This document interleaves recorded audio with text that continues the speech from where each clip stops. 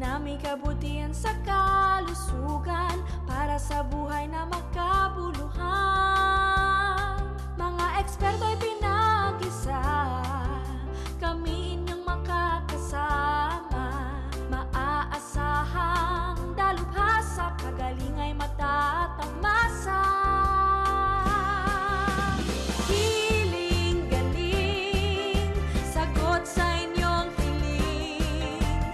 Muna sa suliranin, hiling galing. Hiling galing, alternatibong solusyong maaasahan. Siyensya para sa ating kaalaman. Hiling galing, sagot sa inyong hiling. Lunas sa suliranin, hiling galing. Hiling galing, alternatibong solusyong maaasahan. Siyensya para sa ating kaalaman. Hiling galing. Happy healing morning mga kapatid. Sana ay maganda ang inyong gising ngayong umaga. Happy healing morning, Chef. Happy healing morning, Doktora. Ay, ganda ng gising mo, naman po. At syempre sa mga taga Surigao at mga nanonood, happy healing morning. Doktora, alam niyo po ba na itong buwan Oktubre ay pinagdiriwang sa kanilang, kumbaga sa city ng Surigao, ang Kinilaw Festival. Uy, sa Surigao Sa yan? Surigao po, yan po yung, Oh. kunyara, pinagdiriwang po nila kung paano yung mga pagluluto o paggawa po na iba't ibang uri na kanilang mga seafoods o isda. Oo. Marahaw na buntag po sa inyo dyan sa Surigao. Ang saya naman ng pinag-celebrate nila Opo. dyan ngayon, Chef. At tamang-tama po, dahil mamaya, sa ating hiling sangkap ay isda ang bida sa sangkap na lulutuin mo, Chef, di ba? O naman, Doktora, ang napakasarap na yellowfin tuna o kilala sa tawag na tambakol sa Ayun ba ang Tagalog. tambakol? Opo. Oh, alam ko na ngayon, ha? At Doktora, meron din pong kinalaman ang ating lulutuin sa kondisyon pong ating, kumbaga itatalakay ngayong araw na ito. Yes, Chef. Ngayong umaga po, mga kapatid, ay pag-uusapan natin ang kondisyon ng thyroid gland na siya pong nagpa-process ng iodine sa ating katawan na nakukuha sa mga pagkaing dagat. Yan, katulad ng isda at ilang pang mga shellfish, Chef, di ba? Doktora, when you talk about thyroid, ito po ba yung nasa leeg? Yan, correct ka dyan, Chef. Tama. At mga kapatid, bahagi po ito ng ating endocrine system, no, ang ating thyroid gland. Ito po ay may hugis na paru-paro, no, parang butterfly ang shape niya, at matatagpuan po ito sa ilalim lang ng ating Adam's apple. Kami rin merong Adam's apple, hindi lang kayong mga lalaki. Nakatago lang yun sa amin.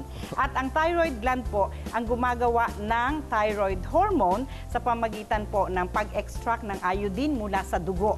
At lahat po ng cells, mga kapatid, sa ating buong katawan ay nangangailangan ng thyroid hormone para gumana.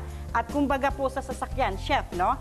Ang thyroid hormone ay parang gasolina. At pag walang gasolina, hindi tatakbo ang sasakyan, Chef. Oo nga po, Doktora. Pero Doktora, ano po bang magiging diferensya pag meron kang, kumbaga yung, well, diferensya po sa thyroid gland? Ano pong sakit mismo? Ano pong mangyayari? Bukod sa pwede kang pumangit, dahil meron kang bosyo dito, no?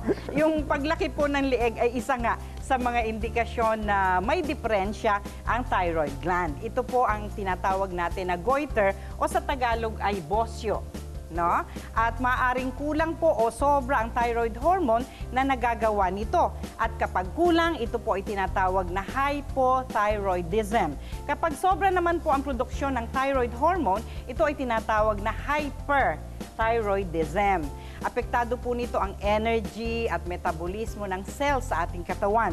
At depende po sa thyroid condition. Minsan, mabilis mapagod ang pasyente. Yung iba naman, mabagal ang metabolismo. Kaya tumataba po kahit na kokonti na lang ang kinakain. No? Yung tipid na nga lang, pero lumolobo pa rin ang katawan. At ang iba naman po, nagiging irritable, medyo masungit. At marami pang iba na epekto po nito. Gaya po na nangyari sa ating kapatid na si Mary Jane Pulitod na nakaranas po ng toxic goiter. At dulot po yan ng hyperthyroidism. Panoorin po natin ito. Ako po si Marge Pulitod, 36 years old. Married po ako ng 11 years. May dalawa akong anak. Nag-start itong aking karamdaman nung na siguro mga months lang nakalipas nanganak ako sa pangalawa kong anak. After 3 months po yun, nagpa-laboratory ako kasi doon sa pang-apat kong doktor sabi, yun nga, thyroid daw. Yun, binigyan ako ng 3 months na para doon, yung gamot na para doon. Nag-take naman po ako after 3 months, nagpa-laboratory ako ulit.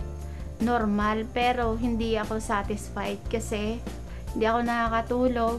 Yung para na akong lantang gulay, tas hirap huminga na yung leeg ko parang masakit siya maglunok, hirap maglunok, tapos parang may nakatali sa leeg ko, ganon. Ang hiling ko po kay Dr. E na matulungan niya ako sa karamdaman ko at gumaling ako hanggang sa itong kasalukuyan na nararamdaman ko. Alam kong tutulungan niya ako at gagaling ako dito.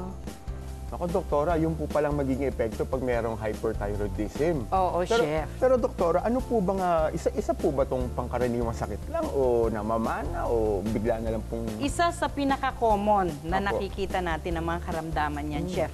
At ayon po mga kapatid sa mga pag-aaral, mahigit 5% ng ating populasyon ay may thyroid disorder at ito po ay 5 to 8 times na mas karaniwang nararanasan nating kababaihan, mga kumare. At ayon po sa American Thyroid Association, isa po sa 8 kababaihan ay maaaring magkaroon ng thyroid problem, chef.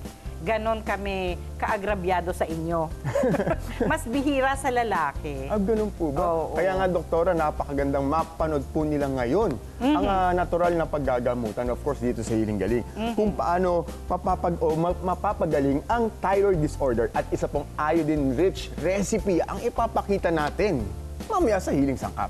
Yan. Ano kaya yun? Gusto ko yan, chef. Kaya mga kapatid, samahan niyo po kami ni Chef Tristan Encarnacion ngayong umaga at labanan po natin ang thyroid disorder sa natural na paraan ng paggagamutan. Dito lang sa Hiling Galing sa TV.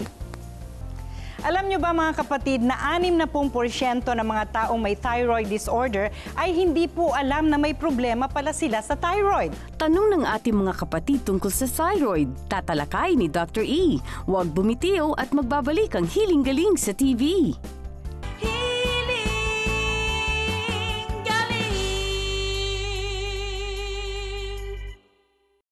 Na-diagnose po ako na may bilateral kidney stones at feeling ko po noon parang wala na pa akong pag-asang gumaling. Nag-take po ako ng Rhizome pills, Calcitab at sinamahan ko pa po ng healing oil. But surprisingly po, 2 days pa lang po akong nag-take ng gamot. Nakita na po namin yung resulta, lumabas na po at nailalabas ko na po yung mga stones.